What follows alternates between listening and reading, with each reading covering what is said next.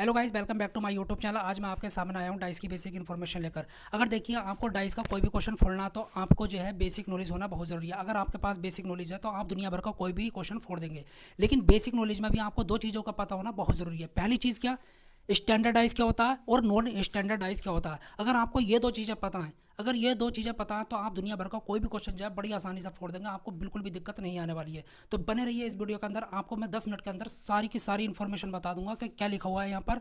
और आपको कहीं भी भागने की जरूरत नहीं है, आपको कहीं भी कुछ भी देखने की जरूरत नहीं है। आप लंबी लंबी वीडियो मत देखिएगा, 2 घंटे की, 3 घंटे की, 4 घंटे की वीडियो देखने की जरूरत नहीं है। सिर्फ 10 मिनट बने रहिए, सिर्फ 10 मिनट। और उसके बाद मैं आपके लिए एक वीडियो और बनाऊंगा 20 मिनट की, उसमें आपको क्वेश्चन करवाऊंगा कि किस तरीके से करना होता है। हार्ड से हार्ड क्वेश्चन। देखिए सिंपल क्वेश्चन नहीं पूछे जाते, कभी कभी पूछ लिए जाते हैं, लेकिन हमेशा याद रखना हार्ड ही क्वेश्चन आते हैं जिससे कि बच्चा जो है घूम जाए। और क्वेश्चन किससे आते हैं याद रखना, स्टैंडर्ड और नॉन स्टैंडर्डाइज है। अगर आपको इसकी नॉलेज पता है तो आप कोई भी क्वेश्चन बड़ी आसानी से कर लेंगे। तो आइए शुरू करते हैं इस वीडियो के अंदर। अब देखिए, आपको स्टैंडर्डाइज और नॉन स्टैंडर्डाइज समझने से पहले आपको ये समझना होगा कि क्यूब और डाइस में क्या फ़र्क होता है, क्या डिफरेंस होता है। तो आइए शुरू करते हैं। देखिए, जो आपका क्यूब होता है उसकी जो फलक होती हैं, उसकी जो फेजेस होती हैं, ये चीज़ जो आपको दिखाई पड़ रही है, ये वर्ग टाइप होती हैं, स्क्वायर से मिलकर बनी होती हैं। और इनकी फलकों पर कोई भी नंबर लिखा हुआ नहीं होता। उसी को कहते हैं हम घन, उसी को कहते हैं हम क्यूब। याद रखना इस चीज़ को। अब हम बात करते हैं किसकी, डाइस की। तो देखिए, जो डाइस होती हैं इनकी जो फलक होती हैं वो वर्ग के टाइप की भी हो सकती हैं और आयत के टाइप की भी हो सकती हैं। देखिए इसमें तो सभी वर्ग हैं, वर्ग के टाइप की हैं जो फलक हैं, ये और पीछे इस तरीके से जो है ये 6 फलक जो हैं कैसी हैं, वर्ग के आकार की हैं। लेकिन इसमें ये वाली जो है देखिए कैसी है, वर्ग के आकार की है, लेकिन ये कैसी है, आयत के आकार की है। तो देखिए इसमें जो फलक होती हैं वो वर्ग के आकार की भी हो सकती हैं और आयत के आकार की भी हो सकती हैं। यह किसकी पहचान है, डाइस की पहचान है। और साथ ही साथ इनकी फलकों पर नंबर लिखे हुए होंगे, नंबर लिखे हुए होंगे, याद रखना नंबर, ठीक है। अब ये क्या चीज़ लिखी हुई है नीचे देख लीजिए, इनकी फलकों पर नंबर लिखे हुए होते हैं, ये तो मैंने ऑलरेडी बता दिया, जबकि इनकी पर नहीं होते। इनकी जो फलक होती हैं वो वर्ग के आकार की भी हो सकती हैं और आयत के आकार की भी हो सकती हैं, लेकिन इनकी सिर्फ वर्ग के आकार की होती हैं। बात करेंगे इसकी। देखिए 6 फलक होती हैं, 12 भुजाएं होती हैं और 8 कोने होते हैं। वो इसमें भी होते हैं और इनमें भी होते हैं। तो आपको ये चीज़ समझ आ गई होगी कि क्यूब और डाइस में क्या फ़र्क होता है।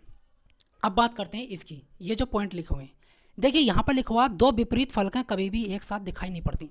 अब देखिए जैसे कि ये जो है फलक है, ये और ये फलक है, ये एक दूसरे की अपोजिट है। अब मान लीजिए मैं इधर से देख रहा हूँ, इधर से, तो मुझे क्या ये दिखाई पड़ेगी अपोजिट फलक? बिल्कुल भी दिखाई नहीं पड़ेगी। अगर मैं यहाँ से देख रहा हूँ तो ये अपोजिट हो गई, तो ये मुझे कभी भी दिखाई नहीं पड़ेगी। मतलब यही लिखा हुआ है कि दो फलकें जो होती हैं अपोजिट वाली, विपरीत वाली, वो कभी भी एक साथ दिखाई नहीं पड़ती।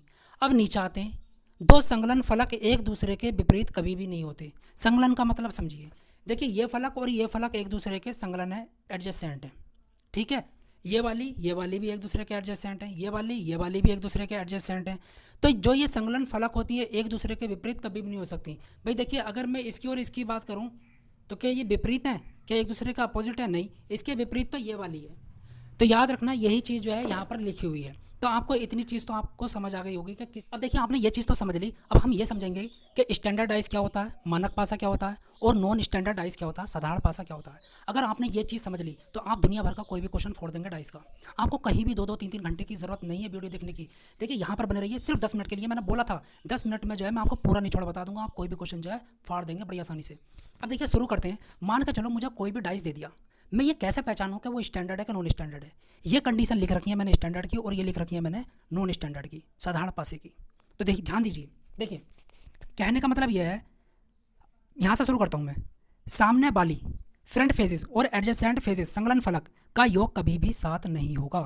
क्या कहने का मतलब है? देखिए ध्यान दीजिए, ये वाली और ये वाली फ्रंट फेजेस है, मतलब सामने वाली, जिसको कहते हैं एडजेसेंट। अभी पहले भी बताया था मैंने, ये वाली एक दूसरे के एडजेसेंट है, याद रखना। इनका योग कभी भी साथ नहीं होगा, इनका योग कभी भी साथ नहीं होगा। जो इन पर नंबर होंगे उनका योग कभी भी साथ नहीं होगा। देखिए क्या लिखा हुआ है, ध्यान दीजिए। देखिए 6 और 4 कितना होता है? 10, 7 तो नहीं आया। 5 और 4 कितना होता है? 9, 7 तो नहीं आया। अगर ऐसा है, देखिए इनको जोड़िए, कोई भी याद रखना, कोई भी साथ ना बैठ जाए। 5 और 6 जोड़ा कितना आया?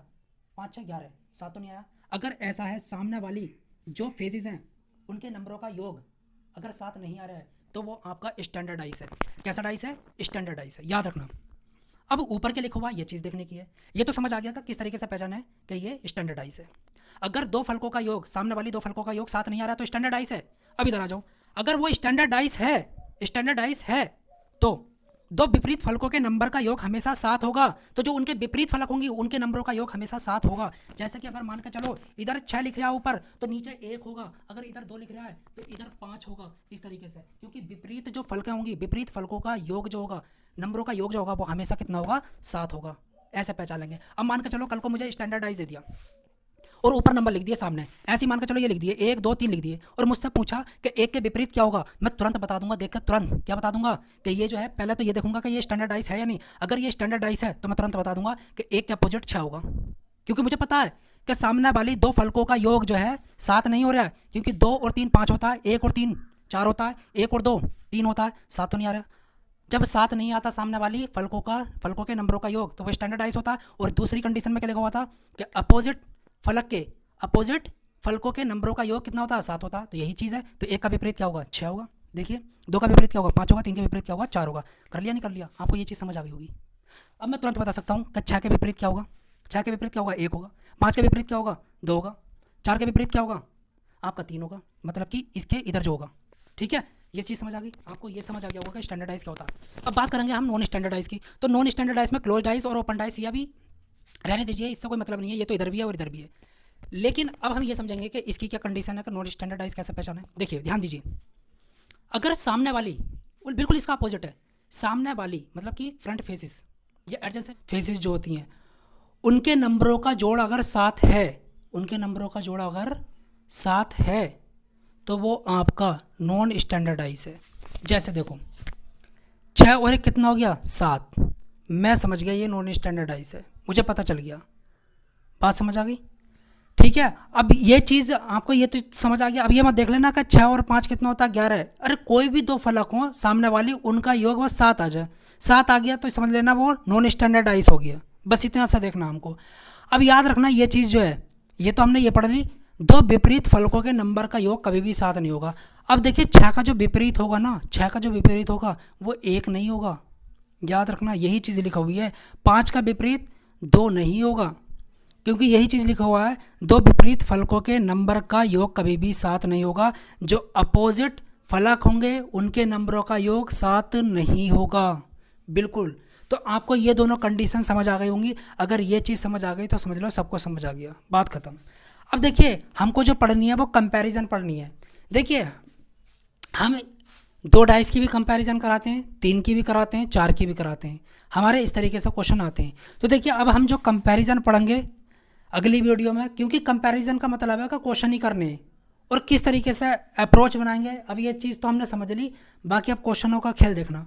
देखिए हम कंपैरिजन कर सकते हैं स्टैंडर्ड की स्टैंडर्ड के साथ, जो स्टैंडर्डाइज है स्टैंडर्डाइज के साथ, नॉन स्टैंडर्डाइज की नॉन स्टैंडर्डाइज के साथ, और स्टैंडर्डाइज की नॉन स्टैंडर्डाइज के साथ जो है हम कंपैरिजन करेंगे, मतलब कि तुलना करेंगे और वहाँ से जो है हम अपोजिट निकालेंगे। आई होप आपको इस वीडियो में समझ आ गया होगा बेसिक क्या है इसका।